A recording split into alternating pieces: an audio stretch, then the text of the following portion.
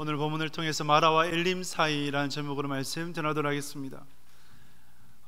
이 말씀을 묵상하면서 저는 이제 무대 위에서 공연을 하는 그러한 연예인, 가수나 배우들을 이제 연상하게 되었습니다. 여러분, 가수가 공연을 할 때 화려한 무대 위에서 화려한 조명을 받고 노래를 부른다. 그리고 그 노래에 대해서 이제 온 청중들, 관객들이 다 일제히 그 노래를 함께 부르고 이렇게 수백, 수천, 수만 명이 오로지 자신만 본다라고 하면 그 마음이 어떨까요? 굉장히 들떠있지 않겠습니까? 마치 구름 위에 있는 것처럼 그러한 것이 될 거예요. 외국 가수들이 우리나라에 왔을 때 공연을 하면 가장 본인들이 감격해하는 것이 있습니다. 함께 이제 자신의 노래에 대해서 수천 수만 명의 관객들이 떼창이라고 하죠. 같이 부르는 것을 보면 거기에 제일 감동을 받더라고요. 그래서 그러한 무대 위에서의 감격도 있는 반면에, 여러분, 무대 위는 길면 1시간, 2시간이에요. 그죠? 그 2시간 이후면 무대의 조명은 이내 꺼지고 맙니다. 반드시 무대에서 내려와야 돼요. 산이 높으면 골이 깊어요. 인기가 높으면 높을수록 그 인기가 사라지면 갖게 되는 어떤 공허함이나 허무함은 더 클 수밖에 없죠. 그래서 현실을 살아야 되는데, 현실을 살려고 할 때에 마음이 중요하고, 우리가 멘탈이라 얘기하죠. 멘탈을 잘 지켜야 되고, 그래야 롱런을 할 수가 있어요. 오랫동안 그런 활동들을 유지할 수가 있습니다. 오늘의 본문 속에 이스라엘 백성들이 마치 무대 위에 춤을 추는 그러한 연예인 같은 그런 생각을 듭니다. 홍해 도화 사건이잖아요. 홍해를 건넜어요. 얼마나 기쁠까요? 말과 그 탄자를 하나님께서 다 던져버리셨어요. 그래서 이스라엘 백성들은 구원을 받았어요. 이런 감격 가운데 춤을 추고 하나님을 찬양하고 그런 어떤 기쁨에 도취되어 있는, 승리에 도취되어 있는 이스라엘 백성들입니다. 그러나 무대의 조명은 언제나 꺼지게 됩니다. 그리고 무대에서 내려오게 돼요. 이스라엘 백성들이 무대에서 내려왔을 때에 기다리고 있었던 것은 뭘까요? 현실이죠. 광야라는 현실을 마주하게 되었습니다. 이것을 살아내야 되는 거예요.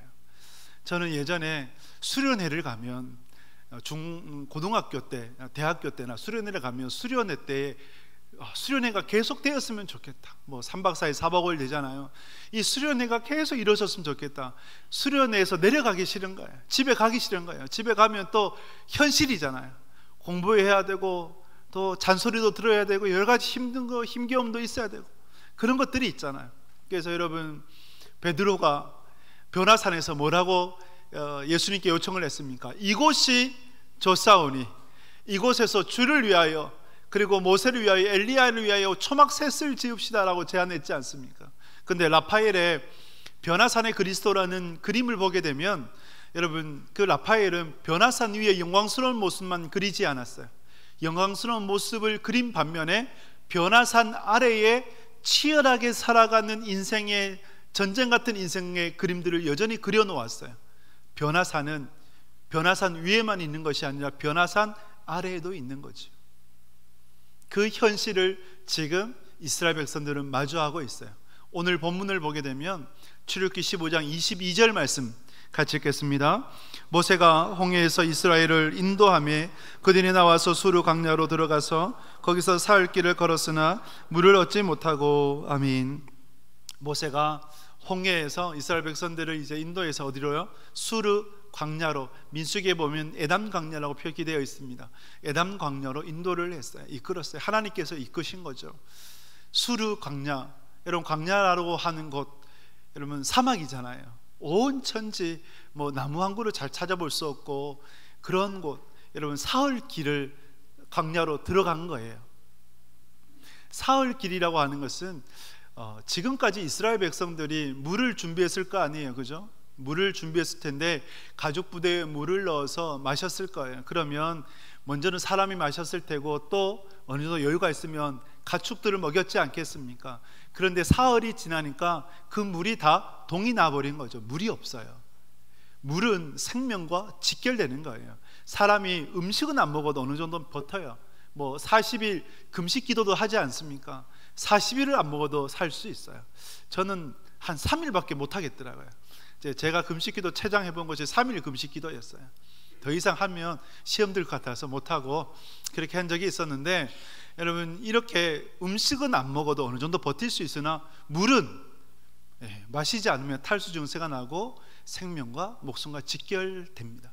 그래서 이 이스라엘 백성들이 물을 찾아 헤맸지 않겠습니까? 물을 찾고 찾았는데 무슨 물을 찾았어요? 쓴 물을 찾았어요. 즉 썩은 물. 그래서 이제 지금 마라라고 하는 그 곳을 추정을 해보면 아인 하와라고 하는 지점이라고 합니다.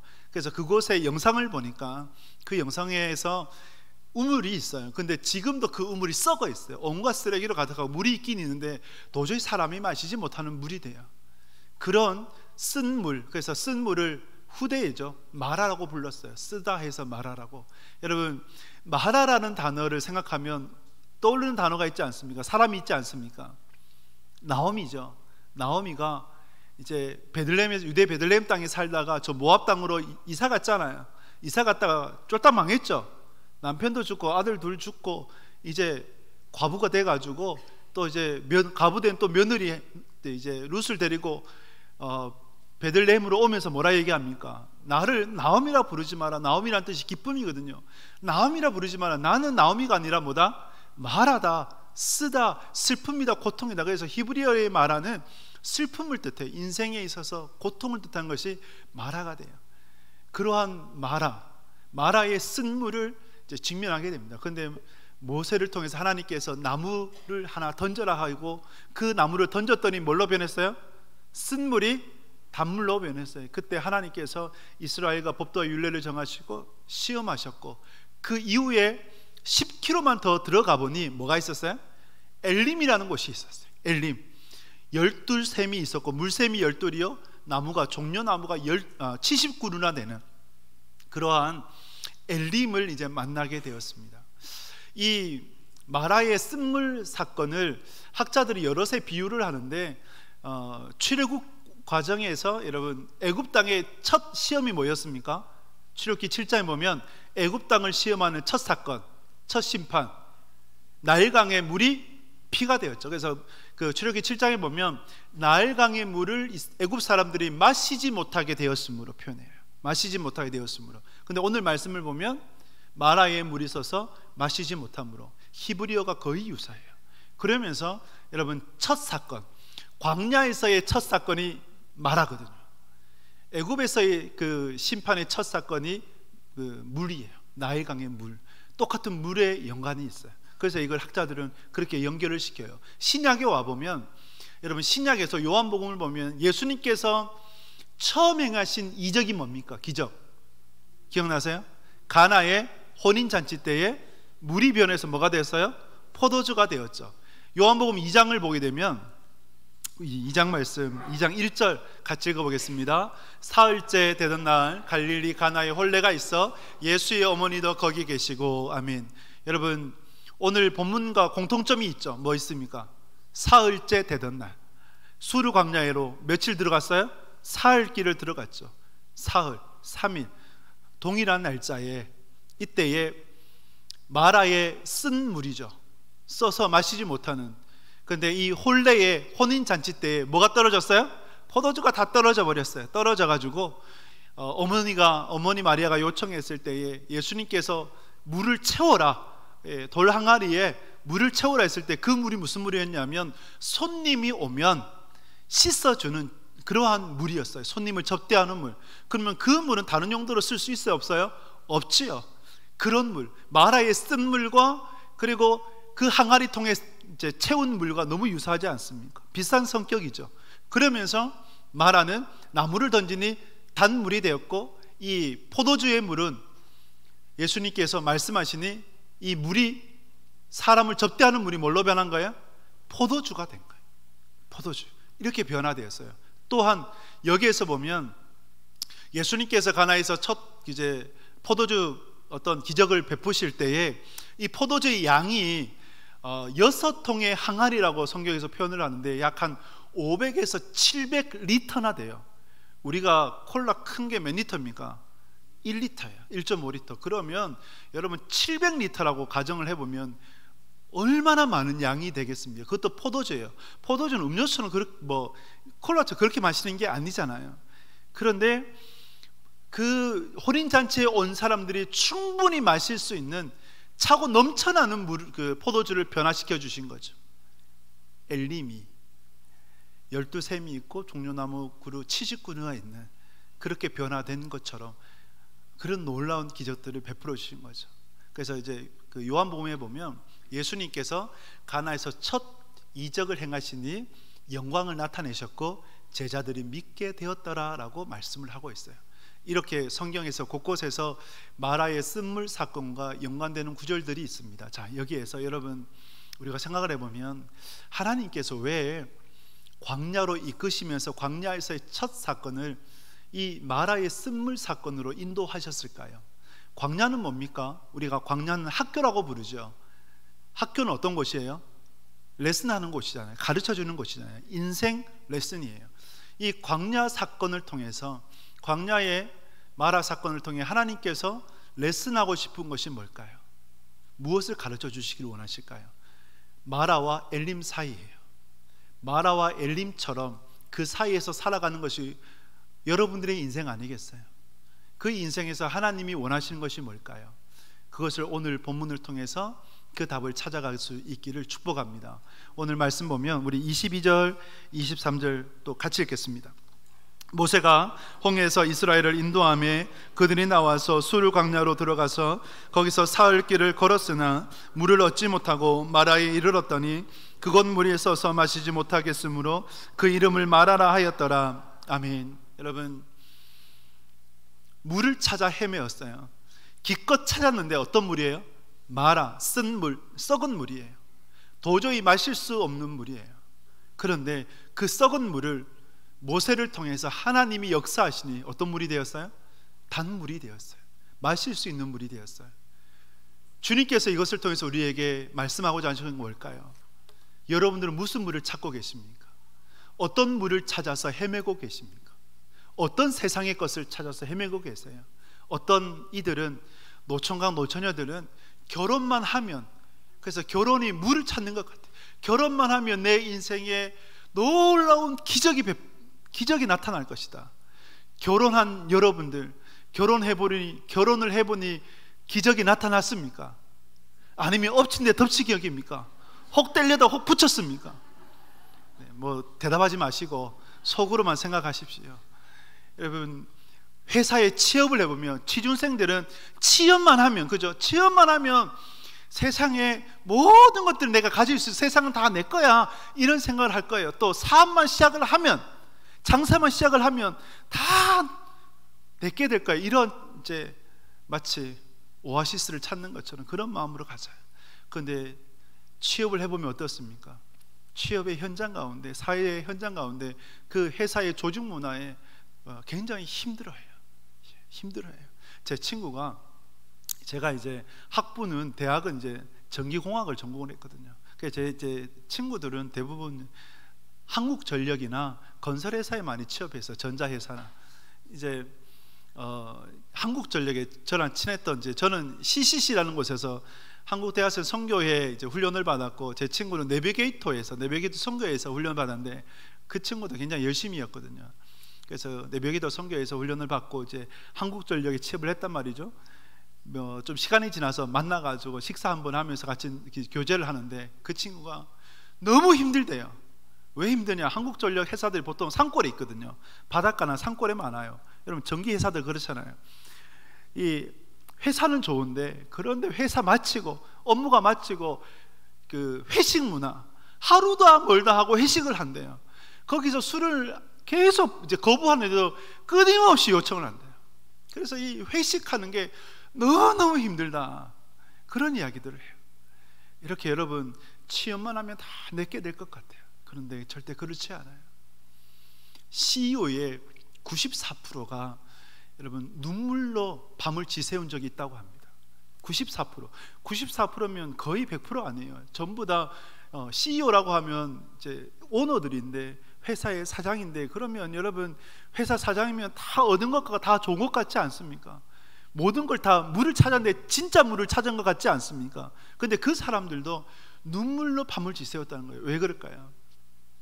지금까지 해서 회사를 세워왔는데 함께 했던 직원들을 어쩔 수 없이 해고해야 될 때, 정리해고해야 될 때 너무 고통스럽더래요.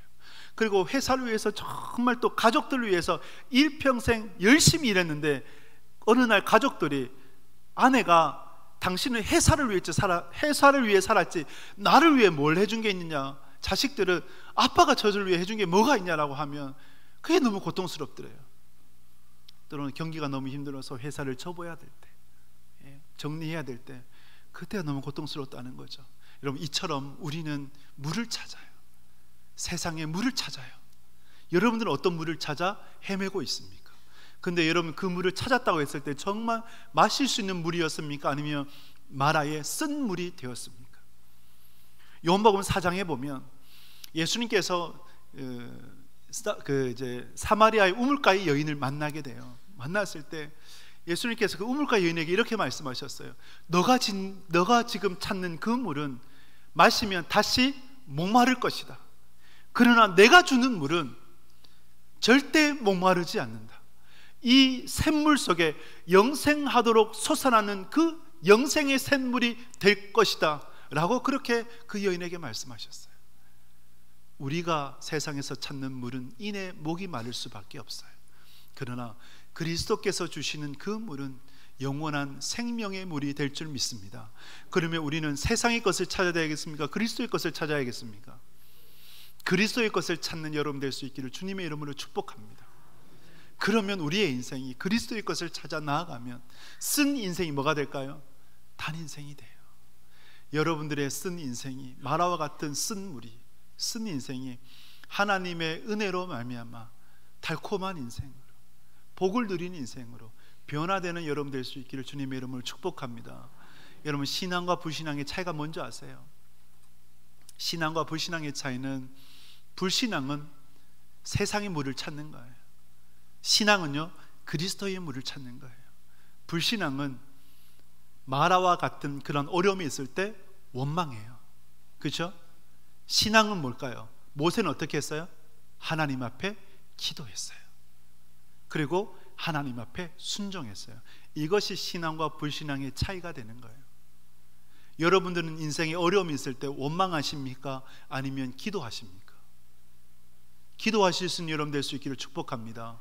그리고 주님의 그 말씀 앞에 순종할 수 있는 여러분들 될 수 있기를 축복합니다. 나오미를 말씀을 드렸잖아요. 나오미가 그 인생, 나를 나오미 기쁨이라 부르지 마라. 뭐라 불러라? 마라라고 불러라. 슬픔이라 불러라. 근데 왜 나오미가 기쁨에서 슬픔으로 바뀐 것입니까? 그 이유가 뭡니까? 헛된 것을 찾았잖아요. 가뭄이 있을 때, 기근이 있을 때 유대 베들레헴 땅이 그대로 있어야 되는데 어디로 갔어요? 잘 먹고 잘 살고자 어디로 간 거예요? 모압의 땅, 세상으로 간 거예요. 세상의 헛된 영광을 취하러 간 거예요. 그래서 그 모압 땅에서 남편도 죽고, 남편을 죽었어요. 정신 차렸어야 돼요. 근데 아들 둘까지 죽고 말았어요. 그제서야 정신 차리고 들려왔어요. 유대 베들레헴에서 하나님께서 곡식을 주셨더라 라고 하는 그 소식, 복음이 들려오니까 그제서야 정신 차리고 내가 유대 베들레헴으로 다시 돌아가야겠다 라고 한 거예요. 나오미처럼 세상의 것을 찾아 살아가면 마라가 될 수밖에 없어요. 그러나 하나님의 것, 하나님의 영광, 먼저 하나님의 나라와 의를 구하게 되면 우리는 나옴이라는 기쁨을 얻을 수 있는 것입니다. 세상의 헛된 물을 찾지 마십시오. 하나님의 영광을 쫓아, 그리스도를 쫓아 먼저 하나님의 나라와 의를 구하며 나아가신 여러분들이 되셔서 쓴 인생이 단 인생으로, 달콤한 인생으로 되어지는 그 은혜를 누리는 여러분 될 수 있기를 주님의 이름으로 축복합니다. 마라와 엘림 사이에서 우리에게 주시는 교훈이에요. 또 하나님께서 우리에게 무엇을 말씀하시는가 보게 되면 오늘 말씀 가운데 출애굽기 15장 25절에서 26절 말씀 같이 읽겠습니다. 모세가 여호와께 부르짖었더니 여호와께서 그에게 한 나무를 가리키시니 그가 물에 던지니 물이 달게 되었더라. 거기서 여호와께서 그들을 위하여 법도와 율례를 정하시고 그들을 시험하실세 이르시되 너희가 너희 하나님 나 여호와의 말을 들어 순종하고 내가 보기에 의를 행하며 내 계명에 귀를 기울이며 내 모든 규례를 지키며 내가 애굽 사람에게 내린 모든 질병 중 하나도 너희에게 내리지 아니하리니 나는 너희를 치료하는 여호와임이라. 아멘. 하나님께서 이스라엘 백성들을 대하는 태도가 조금 달라졌어요. 마라의 때까지 하나님께서 만약에 불평하고 원망하면 야단치지 않으셨거든요. 마치 아기처럼 응석을 다 받아주셨어요. 그런데 이 마라의 사건 이후에 하나님께서 법도와 율례를 정하셔서 백성들을 시험하셨어요. 자, 법도와 율례라고 하는 것은 하나님의 법이고 그 법 안에 살아가야 되고 만약에 법을 어기게 되면 또 심판을 해야 되죠. 재판을 해야 되잖아요. 그것이 율례가 되는 거예요. 근데 이것은 맛보기예요. 이스라엘 백성들의 광야를 1기와 2기로 나누거든요. 그 기준이 뭐가 되냐 하면 신의 산이 돼요. 신의 산에서 하나님께서 주신 것이 뭡니까? 십계명이죠. 율법을 주셨어요. 오늘 뭘 주셨다고요?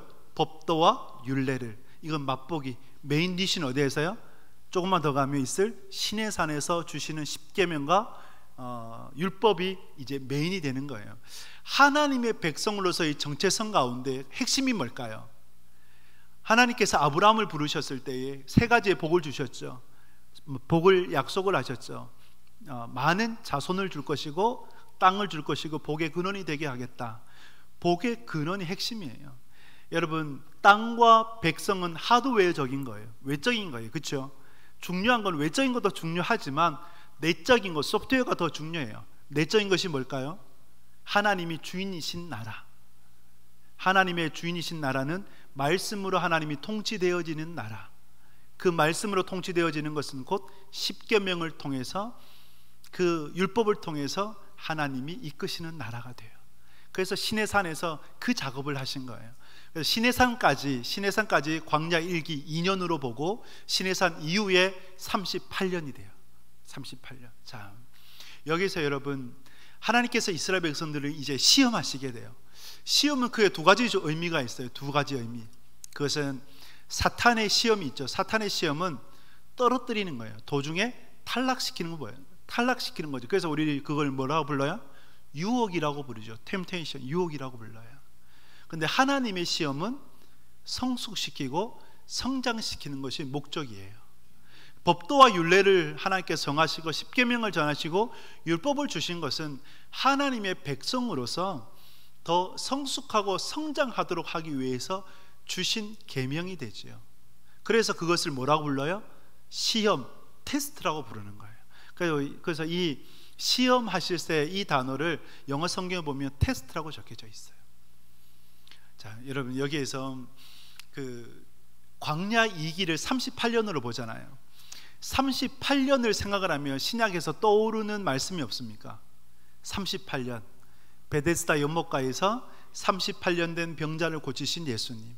예수님께서 38년 된 병자를 고치실 때 그 병자를 향한 이유가 있었습니까? 조건이 있었습니까?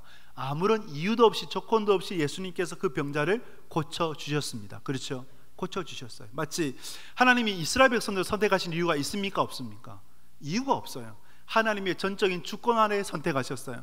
하나님이 여러분들을 선택하신 이유가 있습니까? 조건이 있습니까? 이유가 없지요. 하나님이 여러분들을 사랑하신 이유가 있습니까? 없어요. 왜 사랑하십니까? 하나님이 사랑하시기로 작정하셨기 때문에 여러분들을 사랑하시는 것입니다. 믿으십니까? 내한테 이유가 없어요. 하나님의 전적인 선택이신 거예요. 그런데 38년 된 병자를 주님께서 고쳐주실 때 고쳐주시는 조건은 없었어요. 그러나 고침받고 난 이후에 이 병자에게 있어서 의무, 책임이 있었어요. 그것이 뭐냐면 요한복음 5장 14절에 보면 이렇게 말씀을 해요. 5장 14절 같이 읽겠습니다. 그 후에 예수께서 성전에서 그 사람을 만나 이르시되 보라 내가 나았으니 더 심한 것이 생기지 않게 다시는 죄를 범하지 말라 하시니. 아멘. 여러분, 예수님께서 이 38년 된 병자를 고치시고 난 이후에 다시 만나셨어요. 그때 뭐라고 명하셨습니까? 다시는 죄를 범하지 말라. 더 심한 병이 생기기 전에 다시 죄를 범하지 말라라고 말씀을 하셨어요. 여기에서 오해는 하지 마십시오. 우리가 거룩하게 산다고 병이 안 오고 또 죄를 짓는다고 병이 오고 절대 그렇지 않아요. 그러면 우리의 모든 병은 우리의 모든 잘못 때문에 그런 것입니까? 아니잖아요. 뭐 육체가 쇠하고 시간이 흐르기 때문에 또 아픈 건 자연스러운 것 아니겠어요? 근데 여기서 말씀하는 거는 너가 은혜를 받았으니까 그 은혜를 잘 간직하고 은혜 받은 자답게 살아가라. 구원받은 자니까 구원받은 백성답게 살아가라. 예수님 믿는 자니까 예수님 믿기 전처럼 세상 속에서 살지 말고 성령 안에 성령에 속한 자로 살아가라라고 말씀하시는 거예요. 그래서 우리는 두렵고 떨림으로 구원을 이루어가야 되는 겁니다. 할렐루야. 구원받은 자답게 살아가야 되는 거예요. 예수님 믿기 전과 후가 똑같으면 됩니까? 안 됩니까? 안 되잖아요. 바뀌어져야 되잖아요. 그 바뀐다는 것이 뭡니까? 말씀 붙잡고 하나님 기뻐하신 대로 살아가는 것 아니겠어요? 저는 여러분들을 기도해요. 지난주도 기도했어요. 하나님, 우리 우산동부의 모든 성도들이 신명기 28장과 같이 세계 모든 민족 위에 모든 가정보다 뛰어난 가정 되게 해주십시오.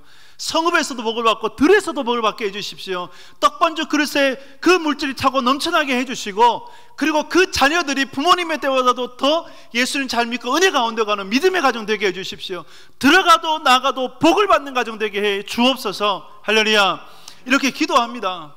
그런데 여러분, 이 기도가 응답되려면 무슨 기도가 드려져야 되는지 아십니까? 무슨 기도가 드려져야 될까요? 하나님, 우리 성도들이 하나님을 사랑하게 하시고 하나님의 말씀에 청종하게 하여 주시고 그 말씀 따라 살아가게 하옵소서. 이게 이 신앙이 뒷받침돼야 되는 거예요. 그래서 하나님은 복과 저주를 동전의 양면처럼 함께 말씀을 하세요. 오늘 이 마라의 쓴물 사건, 이것을 통해서 법도와 율례를 정하셔서 시험하시는 것은 이제 하나님의 백성으로서 백성답게 세워지는 것을 하나님이 원하시는 것이죠. 여러분들 안에 인생 가운데 마라와 엘림 사이에서 살아가시는 여러분들이 하나님의 말씀을 부여잡고 살아가시는 복된 인생 꼭 되실 수 있기를 축복합니다. 여러분들을 시험하신다면 그 시험에 반드시 통과하시길 바라요. 정답을 써낼 수 있기를 바랍니다. 하나님의 법도와 율례를 통해 여러분들의 신앙이 더욱더 성장하시고 성숙될 수 있기를 주님의 이름으로 축복합니다. 마라와 엘림 사이에서 하나님께서 우리에게 주시고자 하시는 또한 교훈, 레슨이 뭐가 있겠습니까? 오늘 27절에 보면 이렇게 말씀을 해요. 27절 말씀 같이 했습니다.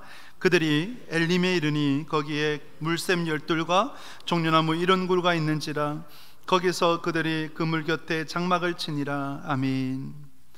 여러분, 이스라엘 백성들이 마라에서 이제 엘림에 도착하게 됩니다. 마라에서 엘림까지가 10km거든요. 10km면 성인의 걸음으로 한 2시간 내지 3시간이면 도착할 수 있는 아주 가까운 거리죠.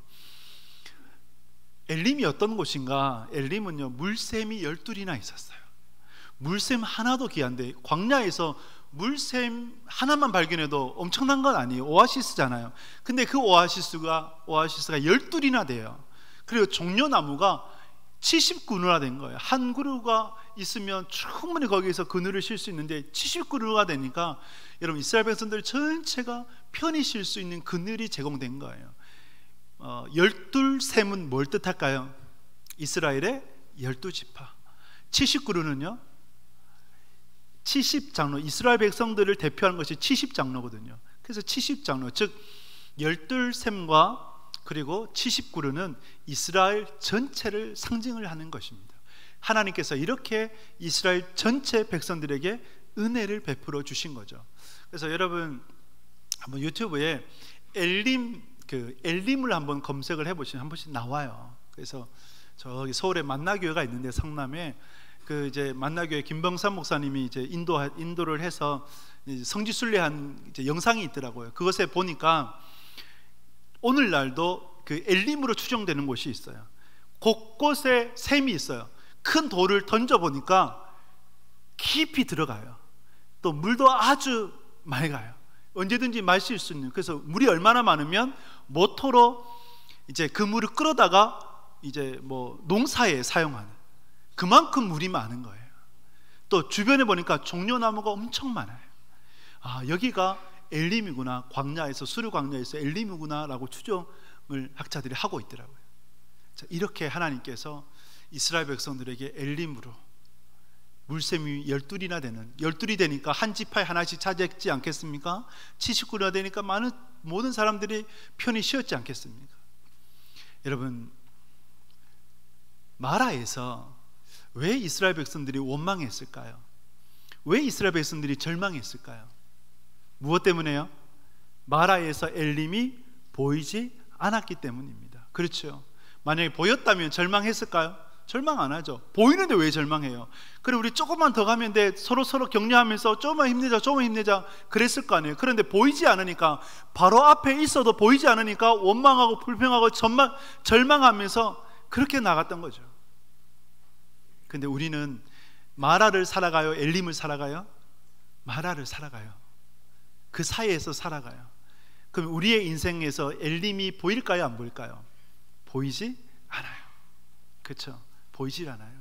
그런데 여러분, 이 보이지 않는 마라에서 살아간다고 하는 것은 결코 쉽지 않습니다. 힘겨워요. 하루하루 살아가는 것이 힘겨워요. 그런데 그럴지라도 여러분 기억하십시오. 여러분들에게 뭐가 준비되어 있어요? 엘림이 준비되어 있습니다. 할렐루야.